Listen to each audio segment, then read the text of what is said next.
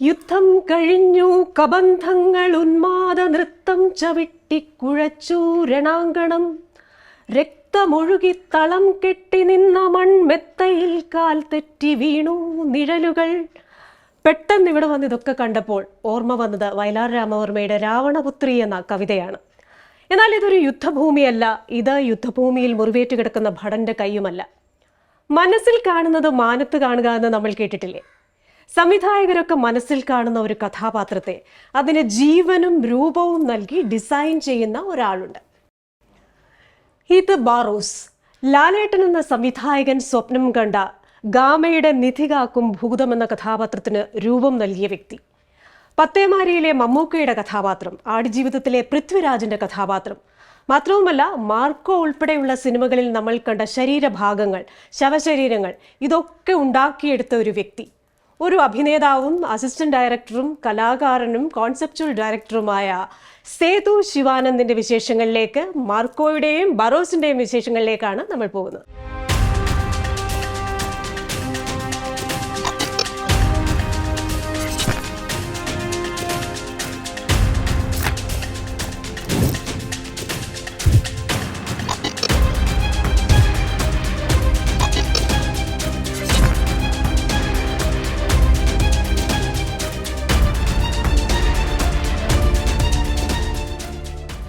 സേതു, നമസ്കാരം, സ്വാഗതം.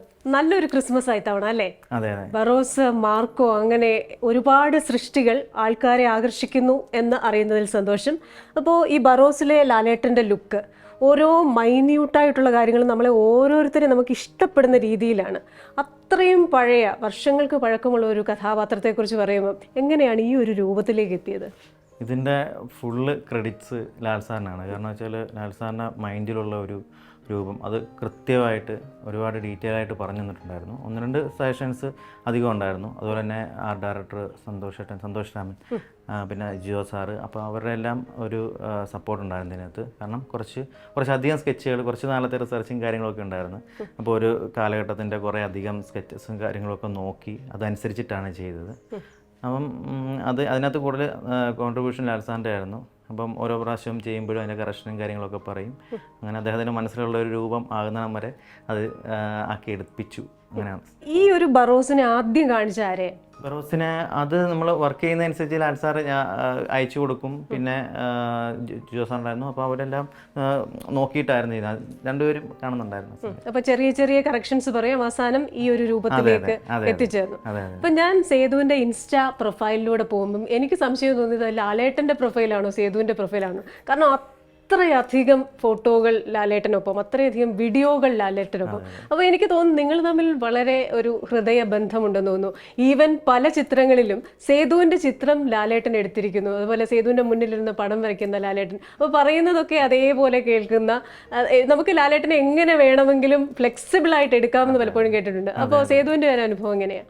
അത് തീർച്ചയായും അദ്ദേഹം കലാകാരന്മാരെ ഒരുപാട് സപ്പോർട്ട് ചെയ്യുന്ന വ്യക്തിയാണ്. അതുകൊണ്ട് തന്നെ നേരത്തെ പറഞ്ഞ പെയിൻറ്റിങ്ങിൻ്റെ കാര്യം തന്നെ, അദ്ദേഹം ഒരു പെയിൻറ്റിങ് ചെയ്തായിരുന്നു. അപ്പം അതിന് ഞാനും സെയിം സമയത്ത് വേറൊരു പെയിൻറ്റിങ് ചെയ്തു. അപ്പം ഒരേ സമയത്ത് ഞങ്ങൾക്ക് പെയിൻറ്റിങ് ചെയ്യാൻ പറ്റിയിട്ടുണ്ടായിരുന്നു ക്യാൻവാസ്. അദ്ദേഹം ഒരു പെയിൻറ്റിങ് വേറെ ചെയ്തു, അതേ സമയത്ത് ഞാനും വേറൊരു പെയിൻറ്റിങ് ചെയ്തു. അങ്ങനെ ഒരുമിച്ചൊരു പെയിൻറ്റിങ് ചെയ്യാനൊരു ഭാഗ്യമൊക്കെ ഉണ്ടായി. അതുപോലെ തന്നെ എന്തെങ്കിലും ആർട്ട് സംബന്ധമായിട്ടുള്ള കാര്യമാണെങ്കിലും എന്തെങ്കിലും ഉണ്ടെങ്കിൽ നമ്മളായിട്ട് ബന്ധപ്പെടാറുണ്ട്, വിളിക്കാറുണ്ട്. അങ്ങനെ നല്ല സപ്പോർട്ടാണ്. അതുപോലെ തന്നെ എനിക്ക് വേറെ അന്യഭാഷ ചിത്രങ്ങൾ എനിക്ക് അവസരം അദ്ദേഹം വാങ്ങി തന്നിട്ടുണ്ട്. പ്രോസ്തറ്റിക്സ്, ഇപ്പോൾ ഋഷഭയിലൊക്കെ അദ്ദേഹമാണ് എനിക്ക് അവസരങ്ങൾ തന്നിട്ടുള്ളത്. പിന്നെ ബറോസിലൊക്കെ ഭയങ്കര സപ്പോർട്ടായിരുന്നു. ഈവൻ ഇദ്ദേഹത്തിൻ്റെ തലയിലുള്ള ടാറ്റു, അതൊരു കൺസെപ്റ്റാണ്.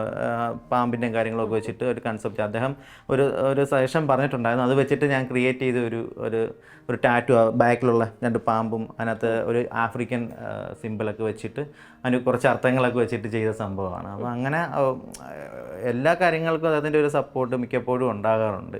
അദ്ദേഹം ഒരു സകലകലാ വല്ലഭനാണ്. പാട്ടുപാടും, അഭിനയിക്കും, ഡാൻസ് ചെയ്യും. ഏതൊരു കഥാപാത്രത്തിലേക്കും സെക്കൻഡുകൾ കൊണ്ട് പോകും, അതിൽ നിന്ന് തിരിച്ച് പെട്ടെന്ന് തന്നെ ഇറങ്ങി വരികയും ചെയ്യുന്ന ഒരു വ്യക്തിയാണ്. പക്ഷെ ലാലേട്ടൻ അങ്ങനെ പടം വരയ്ക്കുന്നത് ഞാൻ അധികം കണ്ടിട്ടില്ല. അപ്പോൾ ഒരു ചിത്രകാരൻ എന്ന നിലയിൽ ലാലേട്ടൻ എന്താ? വരയ്ക്കും. അദ്ദേഹം പടം വരയ്ക്കുന്നുണ്ട്. ഇവിടെ ഇവിടെ ചെയ്ത് വെച്ചിരിക്കുന്ന ഇത് വലതുനിന്ന് ഇടത്തൊക്കെ എൻ്റെ പേര് എഴുതി വെച്ചിരിക്കുക. എന്നിട്ട് ഇവിടുന്ന് പെട്ടെന്ന് എഴുതി ഇങ്ങോട്ട് ഫുള്ള് സേതു ശിവാനന്ദൻ എഴുതി തന്നത് ഞാൻ സൂക്ഷിച്ച് വെച്ചിരിക്കുക. അതുപോലെ തന്നെ പെയിൻറ്റിങ്ങും ചെയ്യാം. ചില സ്ക്രിബിൾ എന്തെങ്കിലും ഉണ്ടെന്നുണ്ടെങ്കിലും കാര്യം പറയും ഞാൻ സാധനം ഒന്ന് ചെയ്ത് ടൈമിൻ്റെ പ്രശ്നം കൊണ്ടാണ്. അപ്പോൾ നമ്മൾ സ്ക്രിബിൾ ചെയ്ത് കൊടുക്കുകയാണെന്നുണ്ടെങ്കിൽ അദ്ദേഹം അത് നോക്കിയിട്ട് വലുതായിട്ട് വരയ്ക്കും, പെയിൻറ്റ് ചെയ്യും. അതുപോലെ തന്നെ പെയിൻറ്റ് ചെയ്യുമ്പോൾ ഗുരുത്വത്തിൻ്റെ കേസ് അദ്ദേഹം അദ്ദേഹത്തിനേക്കാൾ ഒരുപാട് ചെറിയ ആളാണെങ്കിൽ പോലും പെയിൻറ്റ് ബ്രഷ് എടുക്കാൻ പോകുമ്പോൾ എൻ്റെ കയ്യിൽ നിന്ന് വാങ്ങുന്ന കയ്യിൽ ഇങ്ങനെ തൊട്ട് എഴുതിട്ട് അങ്ങനെ അതൊക്കെ ഒരു ഭയങ്കര ഒരു ഗുരുത്വമുള്ള ഒരു സംഭവമാണ്. അതിനനുസരിച്ച് അദ്ദേഹത്തിൻ്റെ ഉയർച്ചയും കാര്യങ്ങളും എല്ലാം എന്ന് വിശ്വസിക്കുന്നു. ആ ചിത്രത്തിലൂടെ ഇങ്ങനെ കടന്നു പോകുമ്പോൾ എനിക്ക് കൗതുകം തോന്നിയ ഒരു ചിത്രം, ഒരു ജിഞ്ചർ ക്യാറ്റ് ആണെന്ന് തോന്നുന്നു എടുത്തുകൊണ്ടിരിക്കുന്നു. ആ ഫോട്ടോ ലാലേട്ടൻ എടുത്താണെന്ന് തോന്നുന്നു. സേതു പിടിച്ചുകൊണ്ടിരിക്കുന്നു. അദ്ദേഹത്തിന്റെ വളർത്തു മൃഗം. അതായത് അതിന് 2-3 പൂജകളുണ്ട്. അപ്പൊ അതിന്റെ ഒരു വീട്ടിൽ ചെന്നപ്പോഴത്തേക്കും അതിനെ എടുത്തിട്ട് വന്നപ്പോൾ എനിക്ക് ഫോട്ടോ എടുത്തെന്ന് അയച്ചു തന്നായിരുന്നു. അതെ, എന്നാലും ഒന്ന് ആലോചിച്ച് നോക്കും സേതു, കാരണം നമ്മൾ ഒരു പൂച്ച എടുത്തോണ്ട് നിൽക്കുമ്പോൾ ആ ഫോട്ടോ എടുത്തു തരാനുള്ള ലാലേട്ടന്റെ ആ ഒരു മനോഭാവം. അതുപോലെ ആ പെയിന്റിങ് കംപ്ലീറ്റ് ചെയ്തിട്ട് അത് കംപ്ലീറ്റ് ചെയ്ത് അദ്ദേഹം ഒരിടത്ത് പ്രസന്റ് ചെയ്തിട്ട് അതിന്റെ ഫ്രണ്ടിൽ നിന്ന് ഫോട്ടോ എടുത്തിട്ട് എനിക്ക് അയച്ചു തന്നു. അപ്പോൾ അതിൻ്റെ ഒരു പൂർണ്ണത കാണിക്കാൻ വേണ്ടിയിട്ട്. അപ്പോൾ അങ്ങനെ അത്ര സിമ്പിൾ കാര്യങ്ങൾ പോലും അദ്ദേഹം ഭയങ്കര നോക്കിയിട്ടാണ്. നമ്മളെ കൂടെയുള്ള ഒരു ചെറിയ ആൾക്കാരാണോ വലിയ ആൾക്കാരോ ഒന്നും നോക്കത്തില്ല, എല്ലാം ഒരു സമമായിട്ടുള്ള രീതിയിലാണ് കാര്യങ്ങൾ കൈകാര്യം ചെയ്യുന്നത്. അപ്പോൾ ബറോസിന്റെ സന്തോഷങ്ങളിൽ നിന്ന് മാർക്കോയിലേക്ക് വന്നു കഴിഞ്ഞാൽ മലയാളികളെ നന്നായിട്ട് പേടിപ്പിച്ചു. ലോകത്ത് എവിടെയുള്ളവരാണെങ്കിലും കണ്ടവരൊക്കെ പറഞ്ഞു അയ്യോ കാണാൻ വയ്യ. അപ്പോൾ അതിൽ അവർ കാണാൻ വയ്യ എന്ന് പറയുന്നതിന്റെ പിന്നിൽ പ്രവർത്തിച്ച വ്യക്തി ഒരാൾ സേതുവാണ് അല്ലേ? എന്താ അവിടെ സംഭവിച്ചത്? അവിടെ സംഭവിച്ചതെന്ന് വെച്ചാൽ ഈ മാർക്കോയുടെ കാര്യം എൻ്റെ അടുത്ത് സുനിലേട്ടൻ പിന്നെ മേക്കപ്പ് ആർട്ടിസ്റ്റ് വേറെ സുധി എന്ന് പറഞ്ഞിട്ടാണ്. അപ്പം ഇവരൊക്കെയാണ് എന്നെ ഇതുമായിട്ട് ബന്ധപ്പെട്ട് വിളിച്ചിരുന്നത്. അപ്പം ഡയറക്ടറെ കണ്ടപ്പോൾ ഇത് പറഞ്ഞു ഭയങ്കര വയലൻ്റ് ആയിട്ടുള്ള സംഭവമാണ്.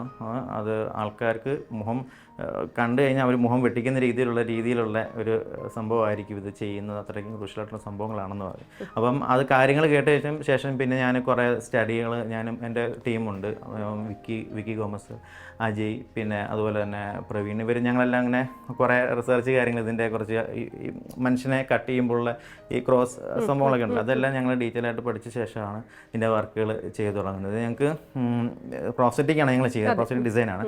ഇതിനകത്ത് മേക്കപ്പ് വേറെ ഡിപ്പാർട്ട്മെൻറ്റാണ്. ഞങ്ങൾ ബേസിക്കലി ഒരു ചെറിയ പ്രശ്നം എന്ന് വെച്ചാൽ ഇപ്പം പൊതുവേ ഉള്ള പ്രശ്നം ഇപ്പോൾ കൺസെപ്റ്റ് ആർട്ടാണെന്നുണ്ടെങ്കിലും പിന്നെ പ്രോസ്റ്ററ്റിക് ആണെന്നുണ്ടെങ്കിലും സെപ്പറേറ്റ് നിൽക്കുന്ന 2 മേഖലകളാണ്. ഇതിന് ഈ സ്ക്രിപ്റ്റ് റൈറ്ററോ ഡയറക്ടറോ പറയുന്നത് അനുസരിച്ച് അല്ലെങ്കിൽ മേക്കപ്പ് മാൻ പറയുന്നത് അനുസരിച്ചിട്ട് നമ്മൾ സ്റ്റൈൽ ഉണ്ടാക്കി കൊടുക്കും. അത് സ്കെച്ച് ചെയ്ത് ആർട്ടിസ്റ്റിക് സ്കില്ലാണ് സ്കെച്ച് ചെയ്ത് കൊടുക്കുക എന്ന് പറയുന്നത്. അത് മേക്കപ്പുമായിട്ട് ബന്ധമില്ല. ഇപ്പോൾ പല മേക്കപ്പ് ആർട്ടിസ്റ്റുകളും പല പ്രശ്നങ്ങളും സംഭവിക്കുന്നുണ്ട്. കാരണം വെച്ചാൽ ഞാനിപ്പം വർക്ക് എല്ലാം കഴിഞ്ഞിട്ട് നമ്മൾ കൊണ്ടുപോയി ഫേസ്ബുക്കിലോ അല്ലെങ്കിൽ സോഷ്യൽ മീഡിയയിൽ എവിടെ ഇട്ട് കഴിഞ്ഞാൽ പെട്ടെന്ന് ഓരോരുത്തർ പറയും അത് മേക്കപ്പ് മാൻ മേക്കപ്പ് ചെയ്ത സംഭവമല്ലേ നീ ഇടുന്നു എന്നൊക്കെ പറഞ്ഞിട്ട് കുറേ ഇഷ്യൂസ് ഉണ്ടാകുന്നുണ്ട്. ഇപ്പോൾ പ്രോസ്റ്ററ്റിക്സിൻ്റെ കേസ് വന്നാൽ പോലും അവർ ചെയ്ത വർക്കല്ലേ എന്ന് പറയും. പക്ഷേ നമ്മൾ ചെയ്യുന്നത് വെച്ചാൽ നമ്മളിത് ഒരാളുടെ മോൾഡ് അവരെ ബുദ്ധിമുട്ടിക്കാത്ത രീതിയിൽ പല പ്രോസസ്സുകൾ ചെയ്ത് വളരെ സേഫായിട്ടാണ് ഈ സംഭവം ചെയ്യുന്നത്. ദിവസങ്ങളെടുക്കുന്ന പ്രോസസ്സുകളാണ്. അപ്പോൾ അത്രയും നമ്മൾ ചെയ്ത് അതിൻ്റെ കളറിങ്ങും കാര്യങ്ങളും എല്ലാം സെറ്റ് ചെയ്തിട്ടാണ് ഇവർക്ക് കൊടുക്കുന്നത്. പിന്നെ അവരുടെ അടുത്ത സംഭവം എന്ന് വെച്ചാൽ അവരത് വേണ്ട സിറ്റുവേഷനും ലൈറ്റിങ്ങും അനുസരിച്ച് മേക്കപ്പ് ചെയ്യുക അങ്ങനെയുള്ള കാര്യങ്ങളാണ്. ഞങ്ങളുടെ സെക്ഷനാണ് പ്രോസ്റ്ററ്റിക്സ്, മോൾഡ് മേക്കിങ്, പ്രോസ്റ്ററ്റിക് ഡിസൈനിങ്, ഇതെല്ലാം നമ്മുടെ ഡിപ്പാർട്ട്മെൻറ്റാണ്. അപ്പോൾ സേതു, ഇക്കാര്യത്തിൽ എനിക്ക് തോന്നുന്നു പൊതുവേ ഒരു കൺഫ്യൂഷൻ ഉണ്ട്. അതിലൊരു ക്ലാരിറ്റി നമ്മൾ വരുത്തേണ്ടതായിട്ടുണ്ട്. പ്രത്യേകിച്ച് നമ്മളിപ്പോൾ ഫസ്റ്റ് ലുക്ക് ക്യാരക്ടർ പോസ്റ്റർ എന്ന് പറയുമ്പോൾ നമ്മൾ വിചാരിക്കുന്നത് എന്താണ്, ആ വ്യക്തിയെ അതേ രീതിയിൽ മേക്കപ്പ് ചെയ്ത ഒരു രൂപമാണെന്ന്. പക്ഷേ ഇത് അങ്ങനെയല്ല. ഇത് മേക്കപ്പിന് വേണ്ടിയുള്ള ഒരു റെഫറൻസ് ആണ് എന്നുള്ളതിൽ ഒരു ക്ലാരിറ്റി വേണം. അപ്പോൾ അത് എനിക്ക് തോന്നുന്നു പലർക്കും അറിയില്ല.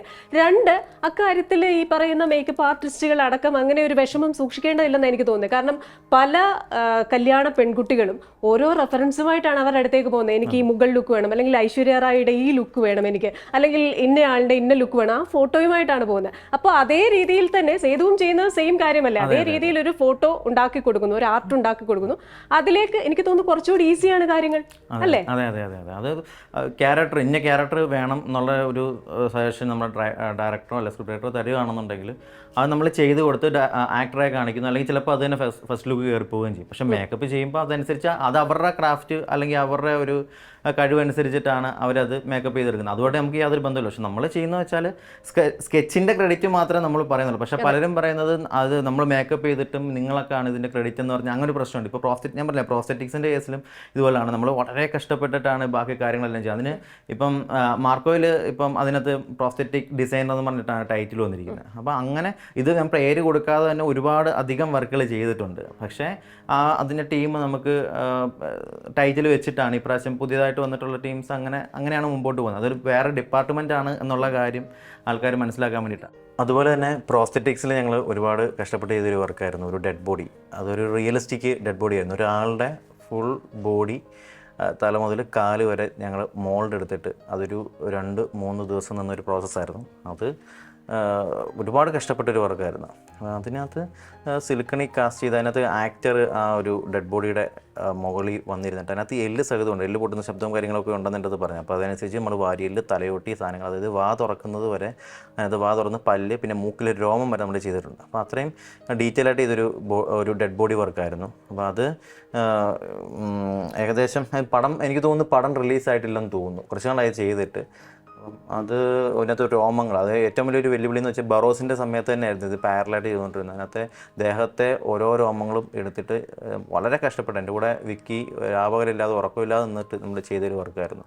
അപ്പോൾ അതിൻ്റെ ഒരു റിസൾട്ട് നമുക്ക് കിട്ടുകയും ചെയ്തു. ഈ ഹോളിവുഡ് സിനിമകളിലൊക്കെയാണ് നമ്മൾ ഈ പ്രോസ്തെറ്റിക്സ് മേക്കപ്പ് കൂടുതൽ പണ്ട് കണ്ടിട്ടുള്ളത്. അത് ലക്ഷങ്ങളുടെ ചെലവേറിയ ഒരു ഇടപാടാണെന്നാണ് നമുക്കറിയാൻ സാധിക്കുന്നത്. പക്ഷേ ഇത് ഇന്ത്യയിലേക്ക് വന്നിട്ട് അങ്ങനെ അധിക കാലമായി പല സിനിമകളിലും, ഇപ്പം കമൽ ഹാസൻ സാറിൻ്റെ സിനിമയൊക്കെ ആണെങ്കിലും പലതിലും വന്നിട്ടുണ്ട്.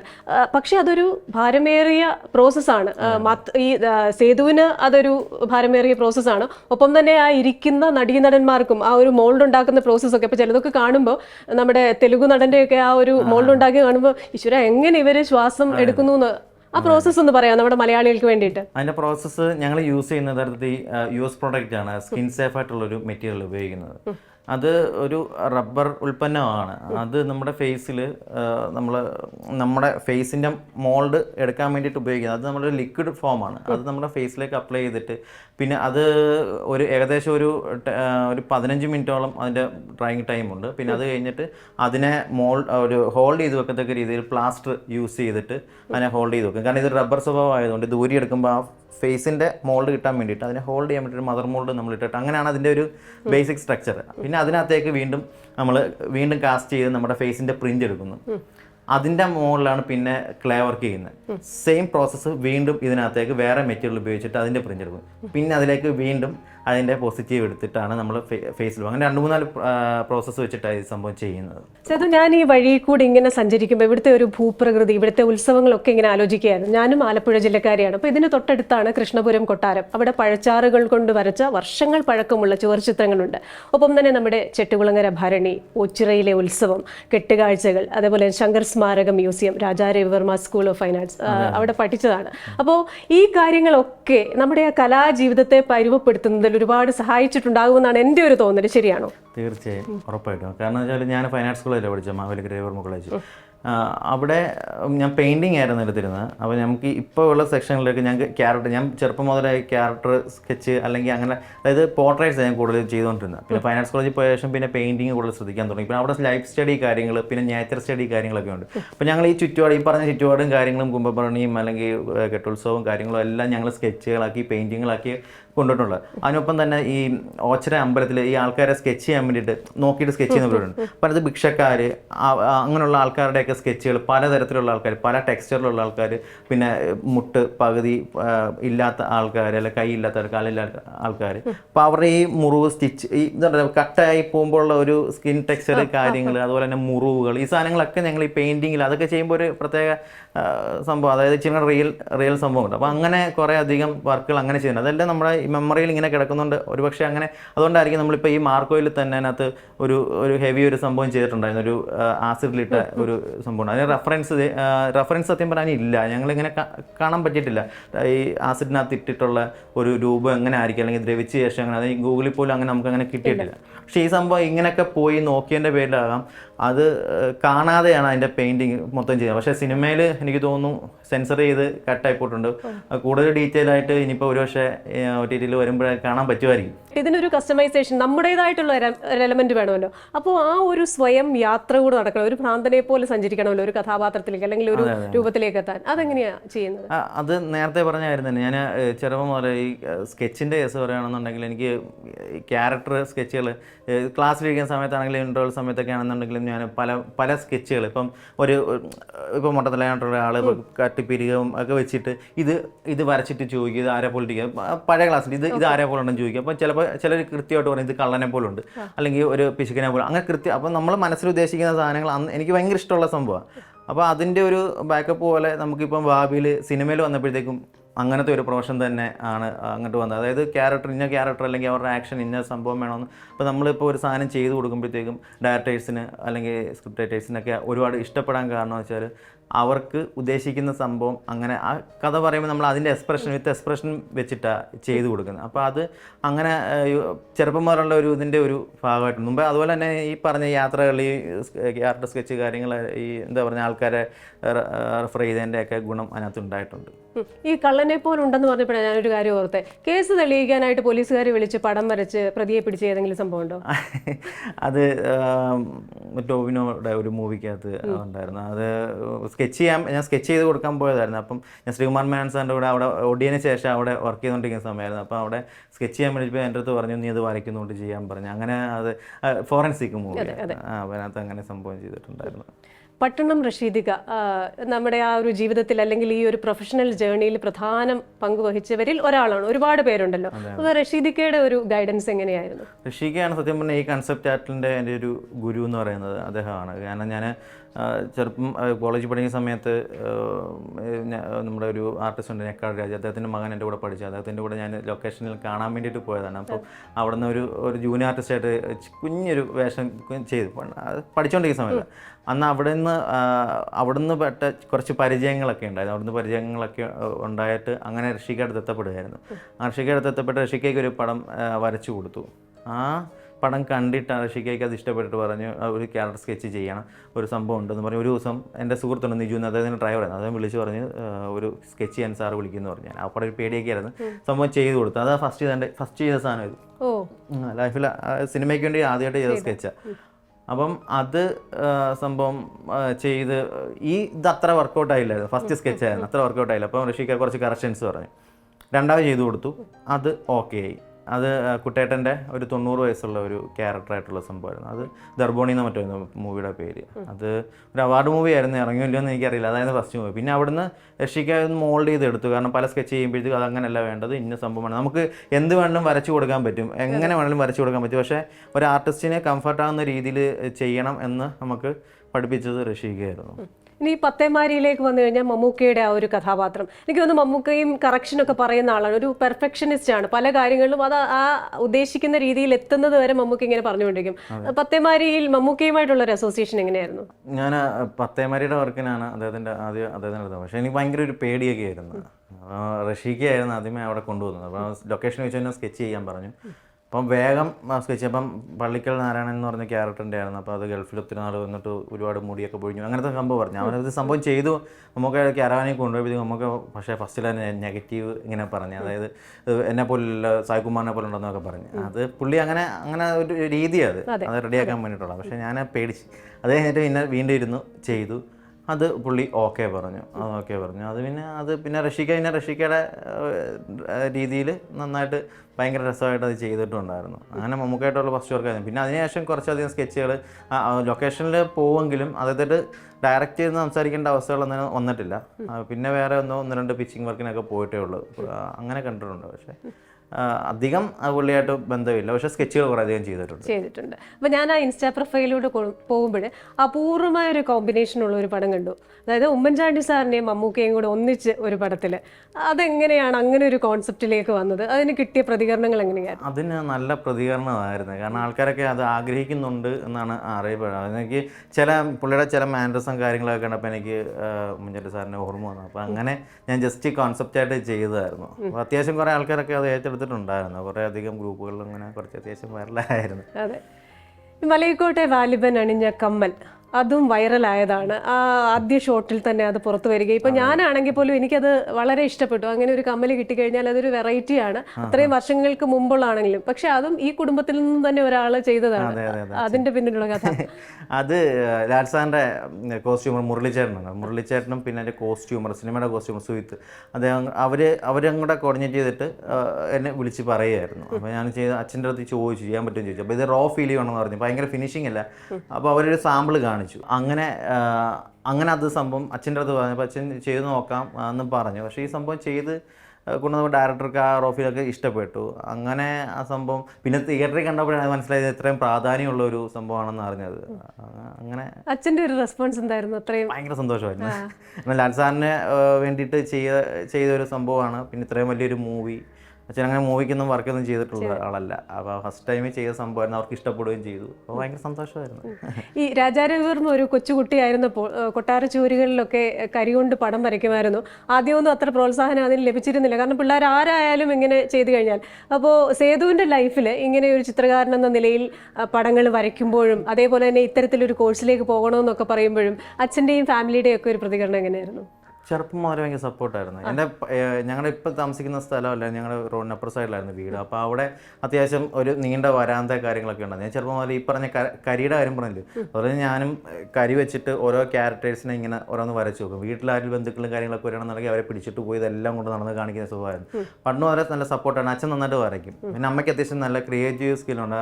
പിന്നെ ഒരുപാട് മത്സരങ്ങളിലും കാര്യങ്ങളൊക്കെ കൊണ്ടുപോകുമ്പോൾ ഒരുപാട് ഐഡിയാസും കാര്യങ്ങളൊക്കെ പുള്ളിക്കാരിയാണ് പറഞ്ഞു തരുന്നത്. അപ്പോൾ അങ്ങനെ നല്ല സപ്പോർട്ട് അന്നോട്ടേ കിട്ടുമായിരുന്നു. പിന്നെ എനിക്ക് ഏറ്റവും വലിയ ഒരു സപ്പോർട്ട് രഞ്ജി വിശ്വനാഥ് എന്ന് പറഞ്ഞിട്ട് ഇദ്ദേഹത്തിൻ്റെ ഒരു ഗുരുവാണ്. അദ്ദേഹം ഇപ്പോൾ ജീവിച്ചിരിപ്പില്ല, ചെറുപ്പത്തിൽ മരിച്ചു പോയതാണ്. അപ്പോൾ അദ്ദേഹം എനിക്ക് ഒരുപാട് സപ്പോർട്ട് ചെയ്തിട്ടുള്ള ഈ ഒരു കലാരംഗത്ത്.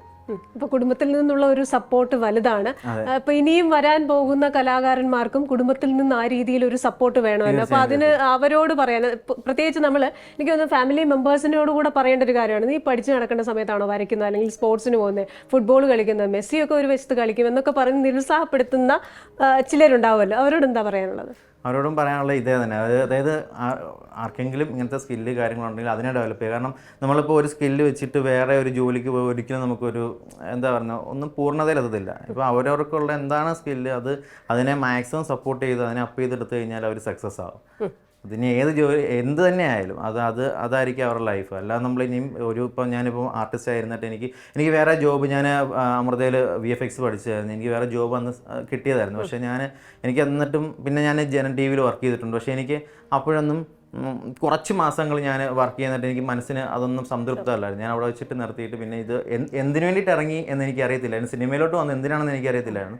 സ്കെച്ചുകൾ ആ സമയങ്ങളിലൊക്കെ വരയ്ക്കുമായിരുന്നു. ഒരുപാട് മേക്കപ്പ് ആർട്ടിസ്റ്റുകൾക്ക് അവർക്കൊക്കെ നമ്മൾ ചെയ്ത് കൊടുക്കുമായിരുന്നു. പക്ഷേ പേയ്മെൻറ്റും കാര്യങ്ങളൊന്നും മേടിക്കത്തില്ല. അങ്ങോട്ടും ഇങ്ങോട്ടും യാത്രകൾ കാര്യങ്ങളെല്ലാം ഇതുമായിട്ട് സംബന്ധിച്ചുണ്ടായിരുന്നു. പക്ഷേ കുറേ കാലം കഴിഞ്ഞപ്പോൾ അതിങ്ങനെ റിഫൈനായി വന്ന് കുറച്ച് ആൾക്കാർക്കൊക്കെ സ്കെച്ചുകൾ ഇഷ്ടപ്പെട്ടു തുടങ്ങി.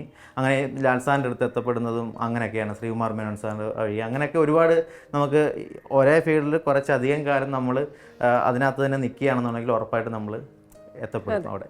അപ്പോൾ ഞാൻ കേട്ടിട്ടുണ്ട് ഭരതൻ സാറൊക്കെ ഒരു സിനിമ ചെയ്യുന്നതിന് മുമ്പ് മുഴുവൻ കഥാപാത്രങ്ങളെയും വരച്ചുണ്ടാക്കും, ആ സീനറികളും ഗ്രാമങ്ങളും ഒക്കെ തന്നെ.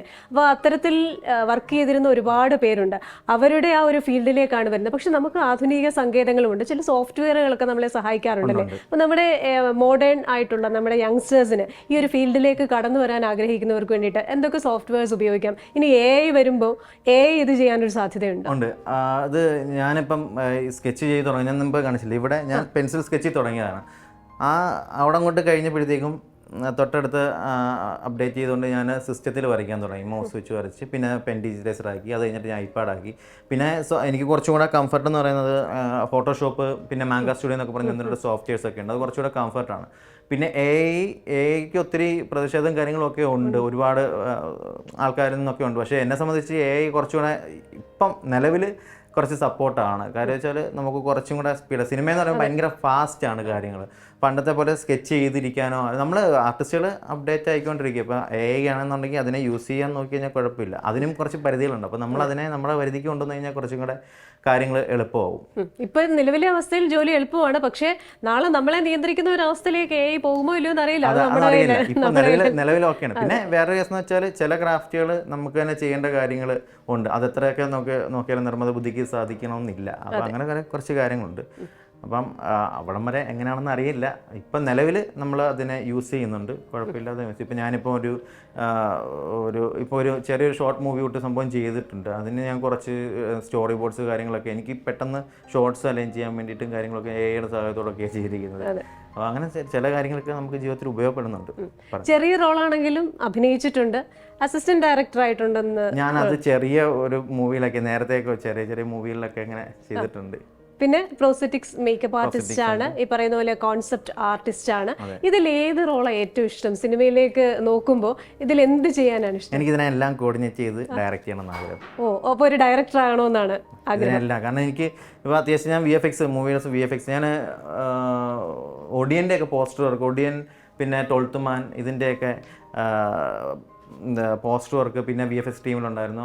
അതായത് നമ്മുടെ ടൈറ്റിൽ ഗ്രാഫിക്സ് അങ്ങനെ കാര്യങ്ങളൊക്കെ ഉണ്ടായിരുന്നു. അതുപോലെ കുറച്ച് മൂവീസിൻ്റെ ഒക്കെ ചെയ്തിട്ടുണ്ട്. അതായത് പോസ്റ്റർ, VFX, പിന്നെ അതുപോലെ തന്നെ നമുക്ക് സ്റ്റോറി ബോർഡ്, പിന്നെ അത്യാവശ്യം കുറേ കഥകളൊക്കെ എഴുതും, അത്യാവശ്യം കുറച്ച് പരിപാടികളുണ്ട്. പിന്നെ ചെറിയൊരു ഡയറക്ഷൻ പരിപാടിയും കാര്യങ്ങളൊക്കെ ഉണ്ട്. അപ്പോൾ ഇതെല്ലാം കൂടെ ഇപ്പം പ്രോസ്തെറ്റിക് ആണെന്നുണ്ടെങ്കിലും ആർട്ട് പരിപാടി ഞങ്ങൾ ഈ ഇദ്ദേഹത്തിൻ്റെ തന്നെ നമ്മുടെ ഗ്രേറ്റ് ഫാദർ അതിനകത്ത് ആ സൈക്കോ റൂം ഞങ്ങളായിരുന്നു അതിൻ്റെ ആർട്ട് സംഭവങ്ങളൊക്കെ ചെയ്ത് കൊടുത്തത്. ആ ഡയറക്ടർക്ക് വേണ്ടിയിട്ട് നമ്മളായിരുന്നു ആർട്ട്. അപ്പോൾ ഞങ്ങൾ അത്യാവശ്യം ഈ സംഭവങ്ങളെല്ലാം ഇങ്ങനെ കോർഡിനേറ്റ് ചെയ്ത് നല്ലൊരു മൂവി ചെയ്യണം എന്നുള്ള ആഗ്രഹമുണ്ട്. എനിക്ക് തോന്നുന്നു സേതുവിന് അത് കുറച്ചുകൂടെ എളുപ്പമായിരിക്കും. കാരണം നമ്മൾ ഈ ബാക്ക്ഗ്രൗണ്ടിൽ നിന്ന് ഈ കാര്യങ്ങളെല്ലാം പഠിക്കുന്നതുകൊണ്ട് നമ്മുടെ മനസ്സിൽ ആ ഫ്രെയിമുകളും ഒക്കെ കൃത്യമായിട്ട് ഉണ്ടാകും. അപ്പോൾ അതുകൊണ്ട് എനിക്ക് തോന്നുന്നു കൂടുതൽ എളുപ്പമായിരിക്കും. നല്ലൊരു സംവിധായകനാകട്ടെ എന്ന് ആശംസിക്കുന്നു. ഒപ്പം തന്നെ ഇനി വരാനിരിക്കുന്ന വർക്കുകൾ എന്തൊക്കെയാണ്?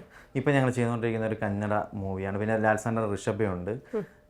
പിന്നെ അതുപോലെ തന്നെ തമിഴ് ഒരു കിങ്സ്റ്റൺ എന്ന് പറഞ്ഞിട്ട് ജീവ് പ്രകാശിൻ്റെ, അത് വലിയ അത്യാവശ്യം ഹെവി വർക്കാണ്. അതിനകത്ത് ഒരു എന്താ പറയുക ഗോസ്റ്റ് പരിപാടി കാര്യങ്ങളൊക്കെ ഉണ്ട്, വെള്ളത്തിന് അടിയിൽ നിന്ന് വരുന്ന ഗോസ്റ്റ് കാര്യങ്ങളൊക്കെയാണ്. അത് ഒരു ഹോളിവുഡ് സ്റ്റൈലൊരു സംഭവമാണ്. പിന്നെ അങ്ങനെ പിന്നെ എമ്പുരാൻ്റെ വർക്കുണ്ടായിരുന്നു, ഇനി വരാനുള്ള എമ്പുരാന്, അങ്ങനെ കുറച്ചധികം വർക്കുണ്ട്. കുറേ അത് ഈ ഓരോന്നോരോന്നോരോന്നായിട്ട് ഇങ്ങനെ സൈഡ് ചെയ്യുന്നുണ്ട്. പെട്ടെന്ന് ചോദിച്ചാൽ എനിക്ക് പെട്ടെന്ന് ഓർമ്മ വരുന്നില്ല, എങ്കിലും അത്യാവശ്യം ഇതൊക്കെയാണ് വരാൻ പോകുന്ന മൂവീസ്. ഇവിടെ ഞാനൊരു ചിത്രത്തിൽ ഒരുപാട് കഥാപാത്രങ്ങളെ ഒന്നിച്ചൊരു ചിത്രത്തിൽ അടുക്കി വെച്ചിരിക്കുന്നത് കണ്ടു. അപ്പോൾ ഈ ഓരോ കഥാപാത്രങ്ങളിലൂടെയും നമുക്ക് പോകാൻ സമയമില്ല. പക്ഷേ അതിൽ ഏറ്റവും പ്രിയപ്പെട്ടവയെക്കുറിച്ച് പറഞ്ഞാൽ അതിലേക്കുള്ള യാത്ര എങ്ങനെയായിരുന്നു? ഇതെല്ലാം വിവിധ സിനിമകൾക്ക് വേണ്ടിയിട്ട് ചെയ്തിട്ടുള്ളതാണ്. അതിനകത്ത് ഒരുപാട് എന്താ പറയുക എഫേർട്ട് ഇട്ട് ചെയ്തതുകൊണ്ട്, പെട്ടെന്ന് ചെയ്തതുകൊണ്ട്. ഇപ്പം സുരേഷ് ഗോപി സാറിൻ്റെ തന്നെ മറ്റേ ഒറ്റക്കൊമ്പനൊക്കെ ഇടയ്ക്ക് ചെയ്തു. പിന്നെ പുള്ളി അതേ പാറ്റേൺ തന്നെ കുറച്ച് നാളായിട്ട് ഫോളോ ഒക്കെ ചെയ്യുന്നതാണ് ഭയങ്കര സന്തോഷം തോന്നാറുണ്ട് അതിനായിട്ട് കൺസെപ്റ്റ് ചെയ്തത്. പിന്നെ അതുപോലെ തന്നെ ആമി, പിന്നെ ആടുജീവിതം, പിന്നെ കുറച്ചധികം ഉണ്ട്. ഞാൻ പെട്ടെന്ന് സുരഭിയുടെ ഒരു കഥാപാത്രം കുമാരിക്കത്ത്. അപ്പം അങ്ങനെ കുറച്ചധികം വർക്കുകൾ ചെയ്തിട്ടുണ്ട്. പിന്നെ വിനയൻ സാറിൻ്റെ ഉണ്ട് 19 നൂറ്റാണ്ടെന്ന് തോന്നുന്നു. അങ്ങനെ കുറേ അധികം വർക്ക് ചെയ്തിട്ടുണ്ട്. അപ്പോൾ ഓരോ യാത്രയും അല്ലെങ്കിൽ ഓരോ അനുഭവവും നമുക്ക് തരുന്ന പാഠങ്ങൾ വ്യത്യസ്തമാണ് അല്ലേ? അതെ. അപ്പം ഇതിനിടയ്ക്ക് ലാലേട്ടൻ്റെ ഒരു കഥാപാത്രത്തിന് ഇങ്ങനെ മുകളിലോട്ട് പിരിച്ചു വരും മീശ, താടിയില്ലാത്ത ലാലേട്ടനെ ഇടയ്ക്ക് ഒന്ന് അവതരിപ്പിച്ചിരുന്നു. അതെന്താ അതിൻ്റെ കഥ? അതിന് പ്രത്യേകിച്ച് കഥയില്ല. എനിക്ക് ഒരു ലാൽസാൻ്റെ ഒരു ഇമേജ് കണ്ടപ്പോഴത്തേക്ക് അതിന് മീശ കുറച്ചുകൂടെ മുകളിലോട്ട് വന്നു കഴിഞ്ഞാൽ എങ്ങനെയാകും എന്ന് നോക്കാൻ വേണ്ടി ചെയ്തായിരുന്നു. അത് ഞാൻ ജസ്റ്റ് ഒന്ന് പോസ്റ്റ് ചെയ്തായിരുന്നു. അപ്പോൾ നല്ല റെസ്പോൺസൊക്കെ ആയിരുന്നു. അതിൻ്റെ ഇടയ്ക്ക് ലാലേട്ടൻ ഈ പറയുന്ന ഒരു കുട്ടി ഗണപതിയെ കൊണ്ട് കൊടുത്തു എന്നായിരുന്നു. ഈ കുട്ടി ഗണപതിയെ ഇവിടെ ഉണ്ടാക്കുന്നതാണ്. അതിൻ്റെ മിനിയേച്ചേഴ്സ് ഞാൻ അവിടെ ഇവിടെയൊക്കെ കണ്ടിട്ടുണ്ട്. അതിൻ്റെ മിനിയേച്ചർ എന്ന് വെച്ചാൽ ലാൽ സാർ ബറോസിനിടയ്ക്ക് ഒരു കുഞ്ഞൊരു ഒരു ഇമേജ് കാണിച്ച് ഒരു കുട്ടിയുടെ. അപ്പോൾ അത് ചെയ്ത് തരുമെന്ന് ചോദിച്ചു. അത് ചെയ്ത് കൊടുത്ത് കഴിഞ്ഞപ്പോഴത്തേക്കും പുള്ളിക്ക് ഭയങ്കര ഇഷ്ടപ്പെട്ടു. കുഞ്ഞുങ്ങളെ പോലെ അത് മേക്കപ്പ് ചെയ്യുന്നതിൻ്റെ ഫ്രണ്ടിലെടുത്ത് വെച്ച് അത് നോക്കിയിരിക്കുക അതൊക്കെ അങ്ങനെയാണ്. അപ്പോൾ അതിനുശേഷം ഞാൻ പിന്നെ അതിനെ തന്നെ മോഡിഫൈ ചെയ്ത ഒരു ഗണപതിയായിരുന്നു അദ്ദേഹത്തിന് കൊടുത്തത്. യുണീക്ക് ഒരു പീസാണ്. അത് ഭയങ്കര ഇഷ്ടപ്പെട്ട് അത് പുള്ളി ഈ പറഞ്ഞ പോലെ തന്നെ സൂക്ഷിച്ചു വെച്ചിട്ടുണ്ട് വീട്ടിൽ. അപ്പോൾ നമ്മൾ ഈ പ്രോസ്തെറ്റിക്സ് എന്ന് പറയുന്നത് ഇത് ഒരു ആർട്ട് ഫോമിൻ്റെ ഭാഗമായിട്ട് നമ്മൾ കാണുന്നുണ്ട്. പക്ഷേ മനുഷ്യരുടെ ജീവൻ രക്ഷിക്കാനും അവരുടെ ലൈഫ് കുറച്ചുകൂടെ സ്മൂത്ത് ആക്കാനും മെഡിക്കൽ മേഖലയിൽ അത് കൂടുതലായിട്ട് ഉപയോഗിക്കുന്നു എന്ന് കേട്ടിട്ടുണ്ട്. പ്രത്യേകിച്ച് പലയിടങ്ങളിലും ഈ പ്രോസ്തെറ്റിക്സ് ആയിട്ട് കൈ നഷ്ടപ്പെട്ടവർക്ക്, വിരൽ നഷ്ടപ്പെട്ടവർക്ക്, കാല് നഷ്ടപ്പെട്ടവർക്കൊക്കെ ആ അവയവങ്ങൾ പുനർനിർമ്മിച്ചു കൊടുക്കുക എന്ന് പറയുന്നത് വലിയൊരു കാര്യമാണ്. പ്രത്യേകിച്ച് ഈ വലിയ തുകയൊന്നും അഫോർഡ് ചെയ്യാൻ പറ്റാത്തവർക്ക് ആ രീതിയിൽ എന്തെങ്കിലും കാര്യങ്ങൾ ചെയ്യുന്നുണ്ടോ, പ്ലാൻ ഉണ്ടോ? അതിപ്പോൾ ഓൾറെഡി ഞാനിപ്പോൾ കുറച്ച് പേര് എൻ്റെ അടുത്ത് ഇതിൻ്റെ എൻക്വയറി വന്നിട്ടുണ്ടായിരുന്നു. അപ്പോൾ അതിനകത്തൊരു വിഷയം എന്ന് വെച്ചാൽ ഈ ദിവസം യൂസ് ചെയ്യേണ്ട അല്ലെങ്കിൽ അവർക്ക് എപ്പോഴും യൂസ് ചെയ്യേണ്ട സംഭവം ആകുമ്പോഴത്തേക്ക് അത് ഹോൾഡ് ചെയ്യുന്ന കാര്യങ്ങളൊക്കെ ഒരു ബുദ്ധിമുട്ടായിട്ട് വരും. അപ്പോൾ ഞാൻ വിചാരിച്ചു എന്തെങ്കിലും മൂവി വർക്കിൻ്റെ ഇടയ്ക്ക് ഇതുകൊണ്ടുള്ള സംഭവങ്ങൾ വരുവാണെന്നുണ്ടെങ്കിൽ ചിലപ്പോൾ 1-2 പേര് വിളിച്ചു, ഞാൻ ഇങ്ങോട്ട് വിളിച്ചിട്ടുണ്ട്. വിരൽ നഷ്ടം ഇതുകൊണ്ട് തന്നെ ഭയങ്കര എക്സ്പെൻസാണ്. അപ്പോൾ നമുക്ക് മാക്സിമം നമ്മളെ കൊണ്ട് പറ്റുന്ന രീതിയിൽ ചെയ്ത് കൊടുക്കാം. അതിനകത്ത് പൈസ വെച്ചിട്ടല്ല, അല്ലാതെ നമുക്ക് ചെയ്ത് കൊടുക്കാം. പക്ഷേ ഇതിൻ്റെ കുറച്ച് സെറ്റിംഗ് പരിപാടികൾ ഉണ്ട്. നമുക്ക് സിനിമയ്ക്കാകുമ്പോൾ ഒട്ടിച്ചിട്ട് ഇളക്കി കളഞ്ഞാൽ മതി. അപ്പോൾ ഇത് അവർക്ക് നിരന്തരം ഉപയോഗിക്കേണ്ട കാര്യമായതുകൊണ്ട് അങ്ങനെ ഒരു പ്രശ്നമുണ്ട്. അപ്പോൾ അത് അത് റെഡി ആയിക്കൊണ്ടിരിക്കുക. അതിൻ്റെ സൈഡിൽ കൂടെ ഞാൻ നോക്കുന്നുണ്ട് അത്. അതെ, എന്തായാലും അതും സാധിക്കട്ടെ. അതൊരു കാരുണ്യ പ്രവർത്തനം കൂടെ ആകും. നമ്മുടെ കലയോടൊപ്പം തന്നെ ആ കാരുണ്യവും ചേരുമ്പോൾ പലരുടെയും മുഖത്ത് പ്രകാശം വിരിയിക്കാനാവും. അപ്പോൾ ഇങ്ങനെ ഒരുപാട് കാര്യങ്ങൾ ചെയ്യുന്നുണ്ട്. ഇനി ഒരു ഡയറക്ടർ ആകണമെന്ന് ആഗ്രഹമുണ്ട്. ഈ പ്രോസ്തെറ്റിക്സ് എവിടെ പഠിക്കാം, അതിന് എന്തുമാത്രം സ്കോപ്പ് ഉണ്ട്, ഇത് എവിടെയൊക്കെയാണ് പഠിക്കാൻ പറ്റുന്നത്? അപ്പോൾ അവർക്ക് വേണ്ടിയിട്ട് വളരെ പെട്ടെന്ന് എവിടെയാണ് അത് പഠിക്കാൻ പറ്റുന്നത്? ഇവിടെ പട്ടൺ റഷീദിക്കയുടെ ഇൻസ്റ്റിറ്റ്യൂട്ടിൽ അതിൻ്റെ ബേസിക് ക്ലാസ്സുകൾ കാര്യങ്ങളൊക്കെ സ്പെഷ്യൽ എഫക്ട്സിൻ്റെ കൊടുക്കുന്നുണ്ട്. ഇപ്പോൾ അഡ്വാൻസ്ഡ് ഉണ്ടെന്ന് തോന്നുന്നു, എനിക്ക് അറിയില്ല കൃത്യമായിട്ട്. അവിടെയുണ്ട്. പിന്നെ മുംബൈയിലുണ്ട്. പിന്നെ വിദേശ രാജ്യങ്ങളിലൊക്കെയാണ് ഞാൻ കേട്ടുള്ളത്. ഞങ്ങളിപ്പോൾ ഈ പറഞ്ഞ പോലെ പോയുള്ള എക്സ്പീരിയൻസ്, പിന്നെ നമ്മൾ ഫൈൻ ആർട്സ് കോളേജിൻ്റെ ഒരു ഇത് വെച്ചിട്ട് പിന്നെ നമ്മളത് ഇവിടെ ഈ അവർ ഓൺലൈൻ ക്ലാസ് ഒക്കെ അറ്റൻഡ് ചെയ്തിട്ടാണ് മാക്സിമം നമ്മൾ മനസ്സിലാക്കിയിട്ടുള്ളത്.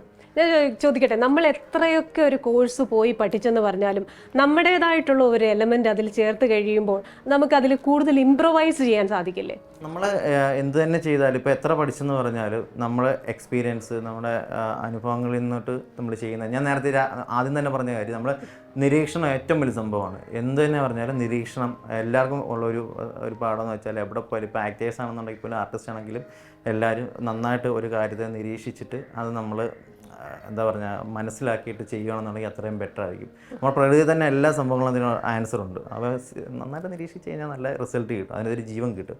ഫോട്ടോഗ്രാഫി നോക്കി ചെയ്യുന്നതിനേക്കാൾ ഏറ്റവും ബെറ്ററാണ്. ഞങ്ങളുടെ സാർ, എൻ്റെ ഉണ്ണി സാറെന്ന് പറഞ്ഞാൽ എൻ്റെ ഏറ്റവും പ്രിയപ്പെട്ട സാറായിരുന്നു. അദ്ദേഹം പറഞ്ഞിട്ടുള്ള സംഭവമാണ്, നമ്മൾ ഒരാളുടെ ഫോട്ടോ നോക്കിയല്ല, ഒരാളെ ലൈവ് നോക്കി വരയ്ക്കുന്നതാണ് ലൈഫ്. അതിനകത്തൊരു ജീവൻ കിടക്കുന്നത്. മറ്റേന്ന് വെച്ചാൽ ഒരു സെക്കൻഡറി ഫോമാണ് ഫോട്ടോഗ്രാഫി എന്ന് പറയുന്നത്. ആ ഫോട്ടോഗ്രാഫി വെച്ച് വരയ്ക്കുകയാണെങ്കിൽ നമുക്ക് പിന്നെ കിട്ടുന്ന ഒരു 3ാമത്തെ ഫോം ആയിരിക്കും. മറ്റേന്ന് പറയുമ്പോൾ നമ്മൾ നേരിട്ട് നോക്കുമ്പോൾ എൻ്റെ സെക്കൻഡറി ഫോം കൃത്യമായിട്ട് നമുക്ക് ഏകദേശം കിട്ടും, അതിന് ലൈഫ് ഉണ്ടാവും. എന്തായാലും നമ്മുടെ പ്രേക്ഷകർക്ക് വേണ്ടി ഇത്രയും കാര്യങ്ങൾ പങ്കുവച്ചതിന് വളരെ നന്ദി. ആഗ്രഹിക്കുന്നത് പോലെ തന്നെ സിനിമയുടെ എല്ലാ മേഖലകളിലും എത്താനാവട്ടെ, നല്ലൊരു ഡയറക്ടർ ആകാൻ സാധിക്കട്ടെ. ഈ കോൺസെപ്റ്റ് ആർട്ട് എന്ന് പറയുന്നതിൽ കൂടുതൽ കാര്യങ്ങൾ യുവജനങ്ങൾക്ക് കൂടെ പഠിക്കാനുള്ള ഒരു മേഖലയിലേക്ക് കൂടെ പ്രവേശിക്കട്ടെ. നല്ല ഫാമിലി ലൈഫുമായിട്ട് മുന്നോട്ട് പോകട്ടെ. എല്ലാ ആശംസകളും. Happy new year in advance. Thank you.